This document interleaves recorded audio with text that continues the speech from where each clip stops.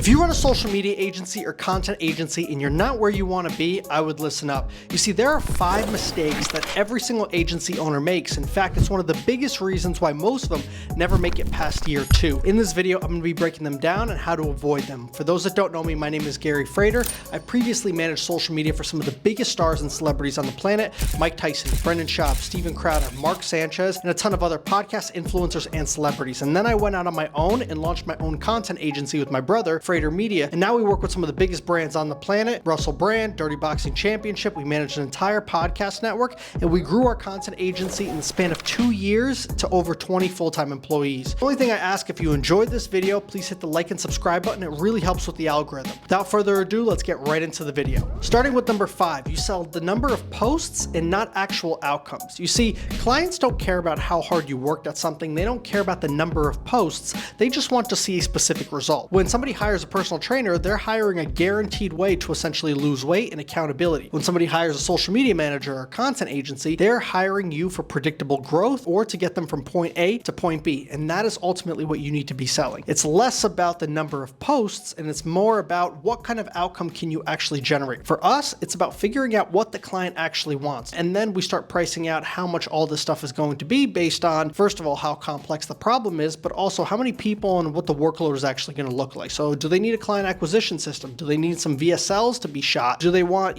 60 short form pieces of content every single month? Are they looking for clipping? All of these things we factor in, and that is ultimately how we decide how much to price things, as well as, what we could actually do for this client. So it all depends on what their ultimate goal is, and then that's how we factor things out. And one thing I want to add is that this right here will actually turn you from just a vendor that people outsource to and that they look at as an expense versus an actual partner, when you can partner up with them and also show how you're funneling people from social media to actually making them money. One of the best ways to do that is to run ads and also install Go High Level or ManyChat into their content funnel. And that right there is ultimately going to help you maintain that client for a long period of time. Which leads me to point number 4, and that is relying strictly on organic is a really bad idea. You see, when my brother and I first launched our content agency, Frater Media, we had our first client. And at the time, we were more like freelancers, not really an agency. But when we took this client on, he wanted to build his personal brand, generate more followers, and just build authority in the space. So we were like, great, we're just going to do more organic content for him than he's doing now. And it all made sense. It sounded great. However, one, this guy was a CEO, so we were afraid to really experiment with different formats. And at the time, we were very, very far away. My brother and I were in Cyprus. This guy was in Texas. And so basically, what we did was we filmed each week on Riverside and we batched content, let's say like 20 pieces of content, where we would ask him questions about particular topics, and then we would ghostwrite for him on LinkedIn, and then we would put out clips on social media, but it was all done through his webcam. So again, it was very poor quality, and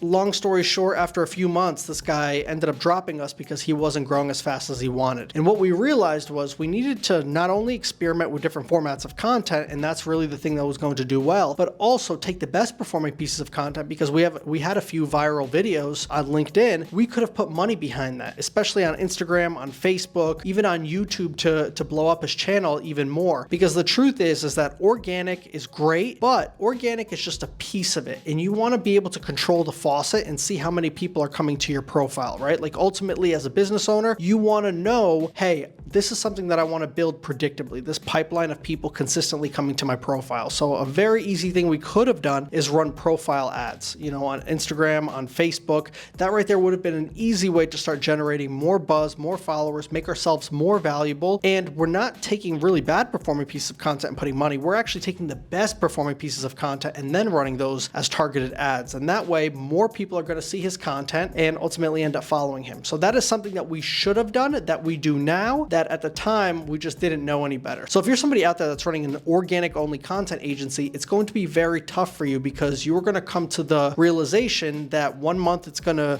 skyrocket, the next month it's going to plummet, the next month it's going to do well, the other month it's not going to do as well. So it's basically this up and down loop, because you're beholden to the algorithm. If the algorithm pushes out your content, great. If it doesn't and post doesn't take off, well, it's going to make you look like you didn't do a good job that month. Which leads me to point number 3, and that is that content agencies and social media agencies charge too little. You see, I had a client back in the day. We're going to call him John, okay? John was a coach and he wanted to have more clients, okay? And at the time, John only paid for a basic social media package, which was like, 3 posts per week. That's what we had him as. And again, this is the problem with selling posts, is because posts don't really guarantee anything, nor do people buy posts. They buy results. That's what they purchase ultimately, and that's really what they're after. But anyway, this was in the beginning days of starting our content agency. So John, he essentially wanted to have more clients, but he didn't have a big budget to work with. And long story short, John never actually ended up paying us for, the work that we did for 30 days. And the reason being is because John didn't feel like he saw enough results. Well, what we told John was, hey, first of all, with social media and content, it takes a little bit of time for things to get off the ground. You don't just do a couple posts and automatically you've just got a flood of clients coming in. And two, we never agreed to build out a client acquisition process for you. That's going to cost you more money. And so that's where I came, and my brother and I came to the realization that, hey, we're no longer going to work with any of these small businesses, and we're not going to charge a low price, because small businesses, that money to them is everything. And one, you're going to feel like you're being taken advantage of. And two,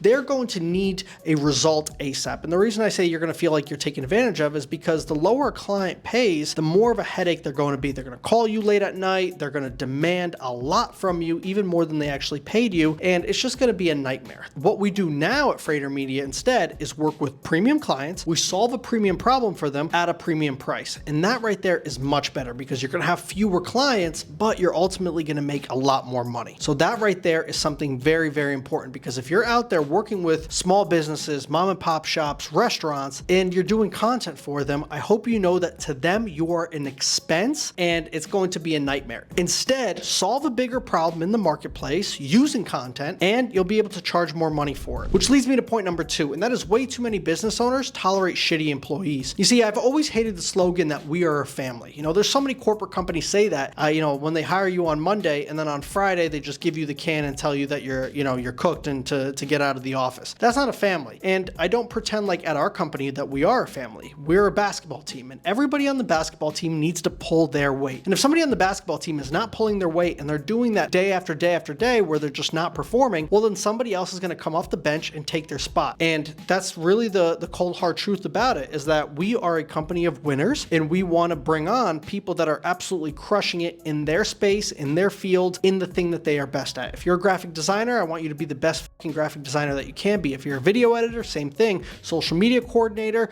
marketing director, whatever that looks like, I want you to be the absolute best. And the truth is that if you are running a company right now and you've got an employee that is bringing the morale of everybody else down, or they're underperforming, everybody else in the company is going to not only feel that, and they're going to have to make up for that person's work, but also subconsciously or consciously, they're going to feel like they can also slack off and dick around, and you won't do anything about it. And there are times where you have to make an example of an employee and let everybody in the company know that, hey, this guy was underperforming and we fired him. And that's it. And that's going to happen with you if you do not pull your weight. Again, there's a time and place for everything. If somebody's going through something in life, that's absolutely okay. We can have a conversation about it. But if you're consistently underperforming, you got to go. We're not, this is, again, not a family. This is a high-level basketball team, and everybody here needs to be operating at 100%. And I'd like to add that even Kevin O'Leary used to say, hire slow and fire fast. He hires slowly, make sure that the people that he's bringing on are the right people, but after he's given them enough chances and he can see that,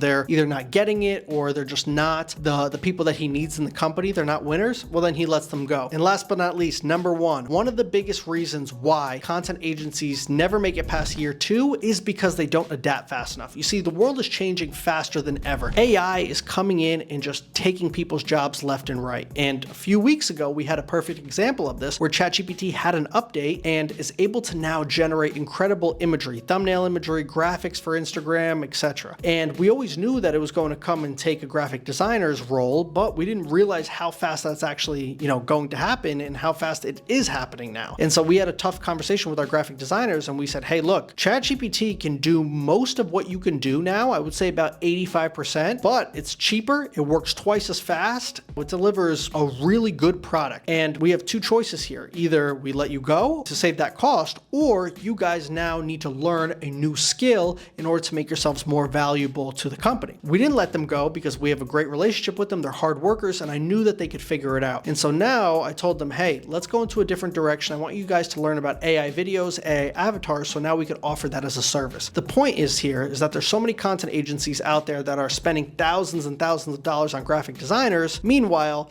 there's people like my agency who's operating that at a much leaner and more cost-effective way, and also delivering a very good product as well. And we still have our graphic design team, but now we are looking to innovate with more services. The point is that, the marketplace is changing so fast, and you need to stay up to date, whether that's using Claude Code, Claude Cowork, all the different AI tools that are out there. Use those things to your advantage, essentially, and stay on top of the trends and figure out what other people are doing inside of their business so that you can streamline, your processes, and also just deliver a better quality service, and ultimately, bring down your costs as well and up your profit. Guys, thank you so much for watching. If you enjoyed this video, please like and subscribe. It really helps with the algorithm. Feel free to follow me on Instagram, Gary Frater. And if you want to work together, or you need help with your content or social media, or you want one-on-one support, go to fratermedia.com or shoot me a message on Instagram. Guys, until next time, thank you so much. I'll catch you in the next video.